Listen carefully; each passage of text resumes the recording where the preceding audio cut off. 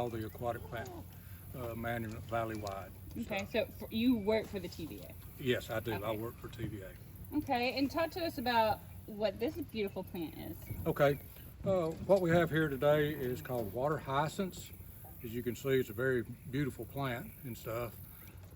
It's here on Guntersville. It was actually brought into the United States in the late 1800s at the World's Fair. I think they sold it for like a nickel a piece and stuff at that time. Back then, they said that probably this plant would never overwinter. In other words, it wouldn't survive a winter to carry into the next year and stuff. And actually, it is now. We documented that.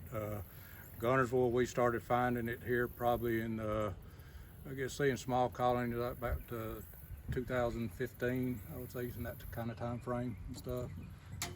And it's a very aggressive plant. Like I said, probably got here, a lot of it too is through water garden industry. You see this at Lowe's and Home Depot and stuff, but people really don't need to get this in a reservoir and stuff. You can see the dense root mat it gets and stuff, and it's got, it floats. This is a little buoyant ballast here that make it float, and then it transports in the water column and stuff. Fairly aggressive plant. It will choke out a backwater slough in reservoirs and stuff.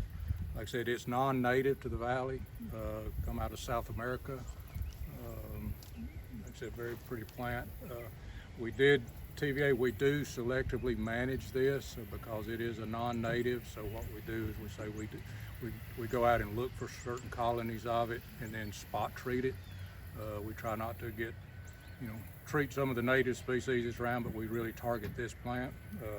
A couple of years ago, I think in about 2018, 17, during the winter, we were very fortunate to catch a real hard winter between Christmas and New Year's, where we had sub-freezing temperatures down in the teens for several weeks. We work very closely with our River Operations Center, forecast center that operates the lake levels. And I was able to request a special drawdown, which pulled the water down and left a lot of this in mud flats. And then that subsequent freezing weather killed a lot of this plant. So we didn't see it for about 2 years. We didn't see the plant, but it started probably coming back by seed. And now that we're starting, as you see, we have some here starting to decline for the winter, a little bit of cold, and it might have been spot treated here, but we're starting to see some of it. But our biggest fear was that it would get far enough along in its growth life history that it would start producing seeds, and then it would be treated. We would look at it like an annual, sort of like pansies. If they bloom and seed out, then you're going to get little volunteer plants the next year, and that's what our big fear on this plant is, and it can get widely distributed through, not only Guntersville, but throughout the TVA system. And explain how that would be bad for this area if it were to, overgrow if you guys didn't treat it. Okay, well, as you can see in this area here, this is a, residential subdivision. So you could envision if it wasn't managed and stuff, eventually it would grow out past beyond the boathouses and stuff. And I don't think I could probably give you $100 probably to get in here and swim and stuff with this stuff in here. So nobody's really going to want to do that.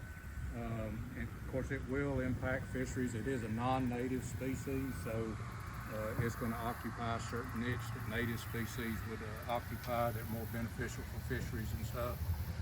So it would definitely create a negative impact for the resource.